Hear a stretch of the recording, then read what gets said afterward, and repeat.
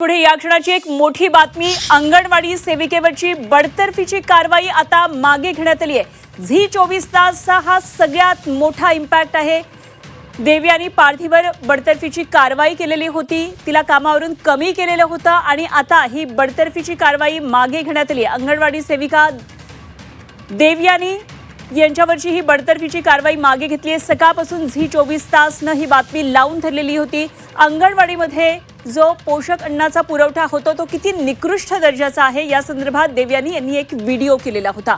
या व्हिडिओमध्ये सरकारी व्यवस्थेतील सगळी त्यांनी पोलखोल केलेली होती। अन्नाचा दर्जा किती निकृष्ट असतो, कमी अन्न द्या पण ते चांगल्या दर्जाचं द्या, अशा प्रकारे त्यांनी मागणी केली होती। अत्यंत कळकळीची विनंती त्यांनी केलेली होती आणि या संदर्भात ते तुकाराम मुंढे यांचं सुद्धा त्यांनी नाव घेतलं होतं की आपण वेगवेगळ्या आस्थापनांवर कारवाई करतो, मात्र अंगणवाडीमधल्या पोषक आहाराकडे आपण कधी लक्ष देणार। झी 24 तासने ही बातमी लावून धरली। यानंतर अंगणवाडी सेविकेवर खरं तर निलंबनाची कारवाई केली आणि काही वेळापूर्वी आपण ऐकलेलं होतं की बडतर्फीची कारवाई केली, त्यांना कमी करण्यात आलेलं होतं। सोशल मीडियावर अशा प्रकारे व्यक्त होणाऱ्या देवयानी यांच्या संदर्भात बडतर्फीची कारवाई केलेली होती, कारण त्यांनी रील्सच्या माध्यमातून अशा प्रकारे सोशल मीडियावर सरकारची नाचक्की होईल किंवा व्यवस्थेची नाचक्की होईल अशा प्रकारची ही व्यथा मांडलेली होती, त्यामुळे त्यांच्यावर कारवाई केली। मात्र आता झी 24 तासच्या बातमीचा हा मोठा इम्पॅक्ट आहे आणि अंगणवाडी सेविकेवरची ही बडतर्फीची कारवाई मागे घेण्यात आलेली आहे। या संदर्भात आम्ही विविध लोकप्रतिनिधींबरोबर आज सकाळपासून चर्चा केली, फोनच्या माध्यमातून त्यांच्याबरोबर संवाद साधला आणि सगळ्यांनी या अंगणवाडी सेविकेच्या मागे उभे राहण्याची भूमिका घेतलेली होती। झी 24 तासच्या बातमीचा हा सगळ्यात मोठा इम्पॅक्ट।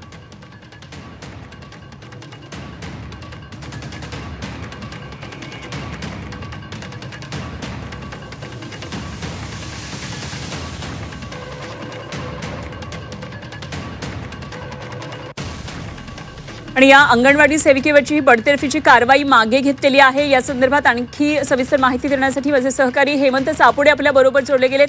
हेमंत, आज सकाळपासून आपण या अंगणवाडी सेविकेवरच्या अन्यायासंदर्भात वाचा फोडलेली होती, तिला न्याय कसा मिळवून देता येईल यासाठी झी 24 तासनं साथ दिलेली होती आणि या बातमीचा आता इम्पॅक्ट पाहायला मिळतोय। बडतर्फीची कारवाई आता मागे घेण्यात आल्याचं कळतंय, काय नेमके तपशील?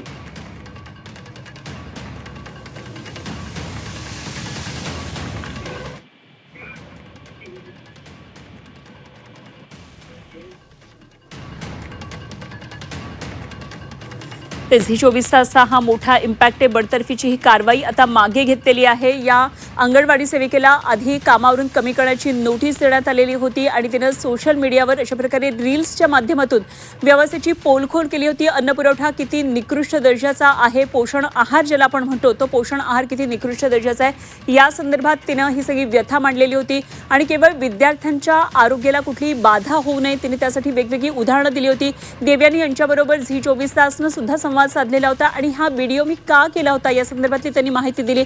यावर मला कोणाशीही आक्षेप नव्हता, कोणावरही मला या संदर्भात बोलायचं नव्हतं, मात्र केवळ विद्यार्थ्यांच्या आरोग्यासाठी हा मी प्रश्न उपस्थित केल्याचं सांगितलं। या व्हिडिओमध्ये ते जो अन्न पुरवठा होतो या ठिकाणी वेगवेगळ्या अंगणवाड्यांमध्ये जसं की वाटाणे किंवा इतर धान्य हे कसं शिजत नाही, यामध्ये कशा प्रकारे निकृष्टता आहे या संदर्भात त्यांनी माहिती दिलेली होती। मात्र हा व्हिडिओ सोशल मीडियावर व्हायरल झाल्यानंतर त्यांच्यावर निलंबनाची कारवाई झाली। या संदर्भात आम्ही आंबेगावचे आमदार दिलीप वळसे पाटील यांच्याबरोबर सुद्धा बोललो, त्यावेळी त्यांनी अजब दावा केला। सोशल मीडियावर अशा प्रकारे रील्स करून त्यांनी हा व्हिडिओ केलेला आहे आणि त्या सारख्या रील्स करतात, शिक्षण शिकवणं हे बाजूला राहिलं आणि त्या रील्स बाजी करतात, शाळेच्या प्रिमायसेसचा वापर करतात, शाळेतल्या वस्तूंचा वापर करतात आणि त्यामुळे त्यांच्यावर ही कारवाई केली आहे असं त्यांनी म्हटलंय।